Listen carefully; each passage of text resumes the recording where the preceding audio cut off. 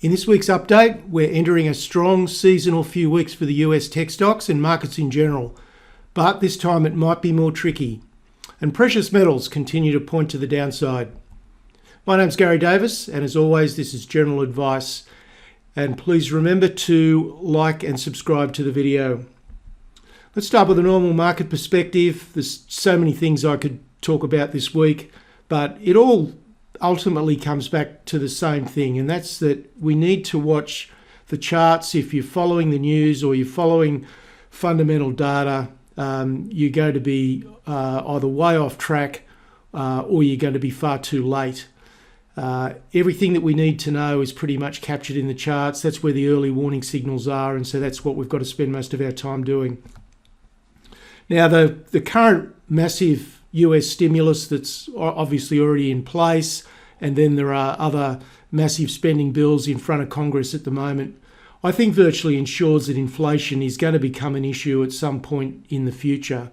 Now, that future might be 2 years, 5 years, 10 years, so I make absolutely no reference to time frame on that, but I think it's inevitable that we are going to see inflation as an issue in the future. So I guess I'm probably diverging a little bit now from what the Fed is saying in terms of they're expecting it just to be, maybe a spike in inflation for a year or so and then subside back. I think there's mounting evidence now that perhaps is not going to be the case. It might be more wishful thinking on the part of the Fed. And the market's very efficient at seeing the problems coming, and that's why we always come back to the charts, because if you wait for the data, if you wait for the economic data, then you're going to be far too late. The market's already been and gone by the time that economic data hits the news wires. The other thing that I just want to touch on this week too is just on the charts, Wall Street sentiment might be just changing a little bit. There are just so many issues, so many supply chain issues. There's lots of issues to do with China. And then, of course, there's the just hopeless dysfunction in the Democrats in the US Congress that, maybe all these things are just mounting up and we may well reach a bit of a tipping point. And as I've been saying now for some months, I think policy error on the part of either the US government or indeed the Fed, if they get pressured in a certain direction, I think that remains the most significant danger for markets. So if the settings remain as they are at the moment, I think markets are reasonably happy with that. But if someone pulls the wrong lever, then there could be an adverse reaction at a time when there's a lot of other stresses in the system. And this sideshow that we've got going on in Washington at the moment is just very unpredictable. The Democrats just do not seem to be able to get their act together. And when you combine that with all the other stresses, particularly around China, it's possible we could see an adverse market reaction. But look, I've always been strong on saying you shouldn't try and anticipate these things. You just want to watch the charts and wait and see what happens and respond to changes in the actual price data. But it's just something to be aware of at the moment. I think just a little bit of extra caution is probably warranted at the moment. Now, earnings season is starting in the next week or 10 days in America. It's going to be a critically important earnings season, probably more so than normal, because we've got such an incredible variability in the way that different companies are being impacted. There is no question that there are severe supply chain issues are significant at the individual company level. And if I can digress just for a minute, I was talking with a friend yesterday who has a business in Perth that requires importing materials from Europe, from China, Taiwan and America. And he was telling me that the difficulty in getting materials, both in terms of cost and time frame, has just blown out to an almost unworkable level. And eventually that has to filter through, through the Australian economy as well as everywhere else. So these supply chain issues are not some beat up in the press. This is very real. It's very difficult. It's more costly, and it's taking a lot longer to fulfil raw material contracts around the world. And that is an issue that is certainly, I think, has the potential to weigh on global growth to a degree. The other thing that's also becoming apparent, particularly in the States, is that wage growth is starting to become a bit more real as an issue. It's not significant yet, but it's certainly heading that way. But having said that, at the sector level and at the individual stock level, there is a huge amount of variability. Some companies are being significantly affected, other companies to not very much of a degree at all. And probably the best sectors are technology, in the energy sector, obviously with the oil price being pretty buoyant. The communications services sector is also another one that's not been affected all that much.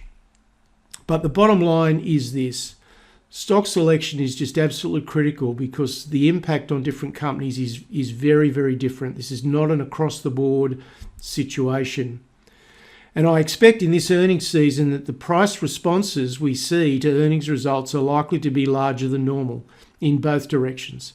So I think some companies are going to see spectacular price rises, and others are going to see spectacular price falls, depending on what their, not only their earnings, but probably more importantly, what their outlook statements say as well.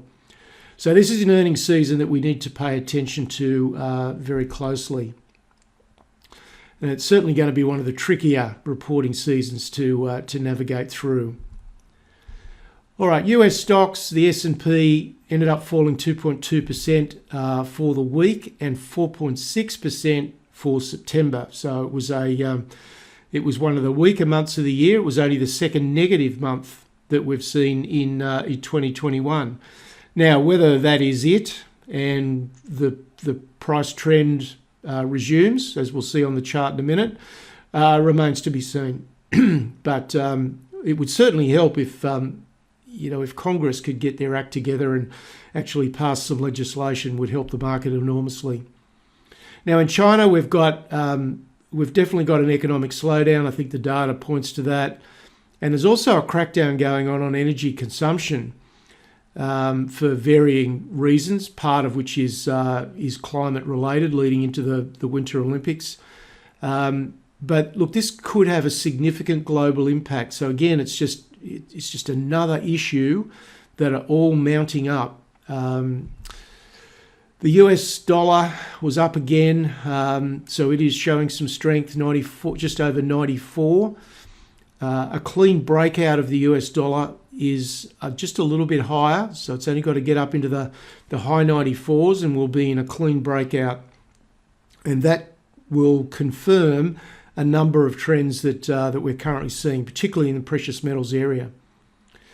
And the 10-year yield spiked to 1.57. That caused some selling in technology stocks, which is kind of ridiculous, really. It's just the algorithms doing what they're programmed to do, but because the 10-year yield rising from 1.3 to 1.5 and the impact on high-growth technology stocks is really nothing to respond to. But anyway, that's what the market does these days. But it did ease back on Friday, and we finished the week at 1.46. Now, the VIX also spiked up in conjunction with that sell-off in growth stocks up to 24. It then fell back a bit, but remained above 20, I think is the key point. So let's take a look at some charts, and we'll start with the S&P. And you can see that we've now declined to a greater level and longer than what we've seen pretty much all year. So if you go back, we had a couple of instances in September of 2020 where we were under the blue 50-day moving average line for probably about 6 or 7 sessions. That happened again in late October, again for only about 5 or 6 sessions. We were down a couple of sessions in March, but that was pretty brief. But now you can see this is getting up towards a dozen sessions now that we've been below the 50-day moving average, and it's certainly a bit more significant than what we've seen in the past. Now, whether this is done, so this is our A leg down, we've got a bounce on the B leg, and now we've had the C leg played out. Is that it? I think it's a bit early to say yet.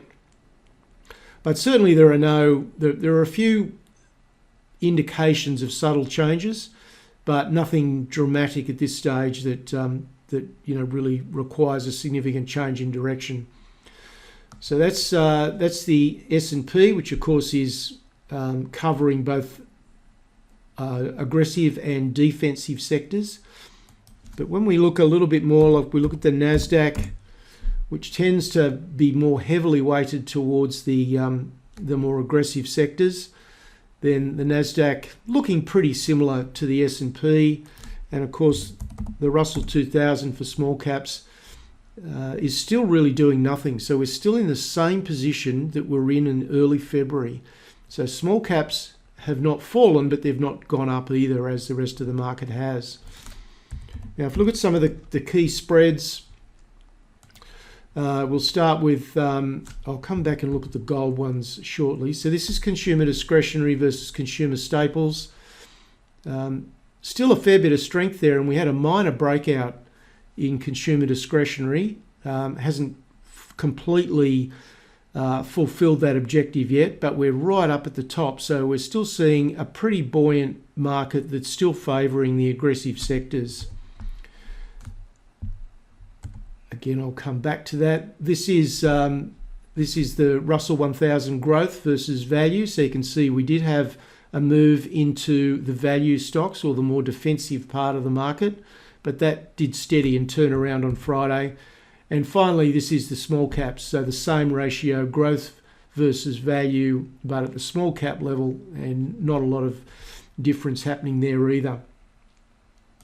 Now, one other chart that I just want to highlight, because this tends to be the market leader. When technology is doing well, the overall market tends to do well. So this is XLK, the US technology sector, and if you look at the similarity between this pattern to what we saw twice last year, and then again in March and again in May, it's looking at this point in time quite similar. Although you can note that there was certainly an increase in volume last week, in both directions. So we had an increase in volume both on the negative side, and also when we turned around on Friday. So at this point in time, it's similar retracement pattern. Is this done? From a seasonality point of view, we normally see relative strength in technology leading into the start of earnings season, as Wall Street starts to factor in better than expected earnings coming through. Whether that plays out the same way this time, we'll know in about a week or 10 days' time. But that's where we sit with technology at the moment. But look, whatever happens in the next few weeks is really just all short-term noise. It's an opportunity to maybe take some profit or to buy in more cheaply, but the long term and the medium term still looks extremely robust to me, for all the reasons that I've been outlining for many, many months. Now, turning to the currencies, the US dollar, you can see here we need to get up just above this level here, so about 94.7, and we'll be in breakout territory. But it did pull back from that double top, or that almost triple top there on Friday. And if we look at the Australian dollar, we had a bit of a bounce, but again we got down into the low 71 cent area on Wednesday. So the Australian dollar still experiencing plenty of pressure. So turning to our market, 72.02 was where we finished. Our index also fell by 2.2% for the week. Energy sector was really the only one that rose during the week. And I think it's important, I want to go through the individual sectors in Australia. It's important to stay focused on the main trends. It's easy to get drawn into what's happening in the very short term. And also in Australia, the battery materials stocks, I note, were pretty resilient, considering how much profit is on the table with some of these stocks. They've remained pretty resilient to a lot of fairly emphatic profit taking that we saw in many parts of the Australian small and mid-cap market last week. So it's still pretty impressive in our market. So if we look at, we'll start first of all with the energy sector in Australia. This is XEJ.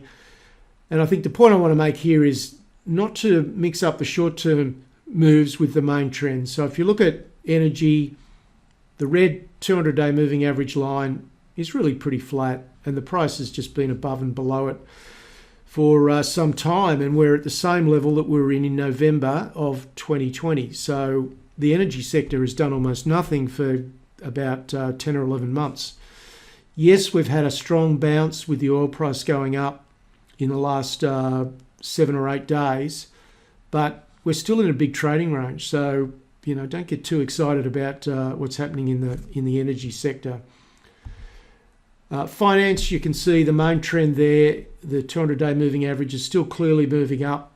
The 50's above it, and the price has just closed below it. And certainly Friday has a bit of a negative look to it for the finance sector point of view. So I would, it's not an area that I'd want to be overweight at the moment. Healthcare also is really just moving sideways. You can see that with all the moving averages. And again, we're still at the same level that we were at in really almost 2 years ago. So the healthcare, or the healthcare sector has not really been moving. There's been some very good individual stock outcomes, but overall it's been pretty flat. There's the ASX 200. We're now closer to the 200-day moving average than we've been since we had this consolidation in the third quarter of 2020. So we had a rise for nearly 12 months, but now we're definitely in a decline. We've got lower highs and lower lows. A lot of that is because the materials sector, which we'll see in a minute, is weighing on the ASX 200, and there's the materials sector. So this is about two things. It's about the iron ore price, and it's also an impact of what BHP is doing with the strategic shifts in their business. And the final chart I want to show you, this is small caps in Australia. This is still pretty impressive. You can see that the red 200-day moving average line is still moving up very strongly. So is the 50, and the price has been just a little bit easy in the last couple of weeks, but is still, you've got to say, is still trending up quite strongly. So that's the Australian market. Turning now to precious metals, gold was up $10 to $17.60, but I do note that the December futures contract was down around $17.30 on the close on Friday. So, that's quite a significant change to where the spot price finished, and it's really pointing towards more downside in the sector. And if we look at the gold price chart on a weekly basis, it's very clear that we're in a downtrending channel. Also, silver is underperforming again as well, which is significant. And then on top of that, we just have a continuation of the decline in the underlying metal stocks. And as they tend to lead the way, I see no change in the precious metals area. It's not an area that you want to be jumping into with both feet at the moment. So we'll start with silver. So you can see silver did form some peaks in August of last year, and then also in February of this year at roughly $30. We're now down at $22.50. We're right at the bottom of the range, and you could argue that we've actually broken support. So we've got a support band that sits through here. So you could argue that we've broken support on silver. We've rallied back on Thursday and Friday with that bit of weakness in the US dollar, but there's quite clearly we've got lower highs and lower lows. We've got the shorter term moving averages are now plunging very quickly below the 200-day, and the price of silver is below all of them. So unquestionably, silver is in a downtrend. And when we look at the ratio between gold and silver, you'll see how that is trending as well. Now, if we compare that to the gold price on a weekly chart, the gold price is not as emphatically pointing down at the moment as silver is, and it certainly hasn't broken below its 2020 lows. But if we look at it on a weekly chart, you can see it's very clear that we're in a downtrending channel on the gold price. Turning now to the individual stocks. So this is GDX. So we've had a breakdown in GDX, and despite the fact that gold went up on Friday, you can see GDX initially gapped up but finished closer to its lows than its highs. So it wasn't an encouraging finish. And GDXJ, the junior miners, is no different and is continuing to trend down. So that's just the reality of the precious metals market at the moment. Other commodities, copper, again, lower. This is largely currency, $4.12. And nickel was trading at $9.20 only a few weeks ago. So it's been a fairly sharp move down in the nickel price. Crude oil steadied, about the same as last week, 73.4. And I just find the crude oil price just extremely difficult to anticipate. So I'll just stand on the sidelines, I'm afraid, with crude oil. There's the spot copper chart, and nickel, you can see, has come off quite sharply from around 920 down to the 820 area. All right, moving on to final thoughts on the market and the week upcoming. We're now moving back into a seasonally strong time over the next week to 10 days. Now, that doesn't mean that this year that will happen. That is based on the last 70 years of averages. So the next week to 10 days is normally, in an average year, is normally strong, and a good part of that is because it's the week to 10 days leading into the start of earnings season. So seasonality is in favour. However, I don't have a lot of short-term confidence, and a lot of it is because of this dysfunction in Washington at the moment. If they could just get on with it and make some decisions, then I think the market would be much happier. But that creates a significant amount of unpredictability at a time when there are so many other issues. And who knows, it might just be enough of a tipping point to turn what is currently a 5% correction in the S&P into something larger. I really don't know. I don't have an opinion. I deliberately do not have an opinion because I don't want to be coloured by that. I just want to play the market as it comes. But in the medium term and the longer term, I still see no problem. I'm still as positive and enthusiastic about the mega trend areas of the market as I have been for the last few years. I think it's really important to understand what you want to buy and roughly where you want to buy it, and then just wait and see what the price chart looks like at around that point. It's never been more important to be completely clear about the sort of stocks and the sort of sectors that are suitable for you, and everybody's different to a degree. So this is not a formula that can be put out there in general for everybody. It's an individual assessment, and that's why it's so important that you've got to be personally clear about what you're doing rather than just grabbing at whatever tip happens to be on the table at the time. You also need to be very clear about the transaction purpose, and by that I mean, is this a long-term investment where you have a high degree of confidence and you're prepared to sit on that part of your transaction no matter what the market does for the next 2 to 3 years? That's a purpose. And the other purpose is more of a shorter-term trading situation. And a lot of people, in fact most people, go into these transactions without giving any thought to their purpose, and therefore when the price does something unexpected, they then have indecision. They don't know what to do because they haven't actually identified what the heck they were trying to do with that transaction in the first place. So be really clear about your transaction purpose and about your future game plan. And the more that you can do that, the better off you're going to be. Our portfolio analyst last week, there was a new buy recommendation in Australia, which I think will do very well. I went through my highest conviction stocks in the US. So these are the stocks that I'm really focusing on in the States. The US market is quite different to the Australian market, where small caps in the right areas are doing incredibly well in Australia. But there's not too many large caps that I'm interested in. But in America, it's really the reverse. Small caps are not really performing. There's a lot of danger in that area. A lot of them are going to be impacted by these supply chain issues.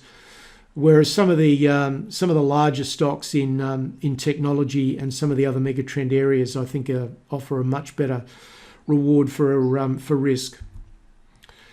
And just a final note for this week, recently released was the Portfolio Construction Short Course, which I'm sure you've probably heard me talk about. If you don't have a clear game plan, as I was saying earlier, then really you're not investing, you're just gambling. And I just want to make that point so strongly because I've been in the position to work with and mentor traders and investors for nearly 20 years. And I know how most people think and how they're set up, and most people really are just gambling with their financial future. It's not about luck. It's not about getting some clever stock tips. And the important thing is that you don't have to be a victim of what the market throws at you. Most things are within our control. It's just that most people don't understand that. You know, we can control our exposure. We can control the stocks that we buy. It just requires a bit of clear-headed pre-planning and some discipline in the execution. So if you're not getting the results that you want or that you need, then this short course is an excellent starting point, in my opinion. So I'll leave it for this week on that note, and I'll be back with you next Sunday. Cheers.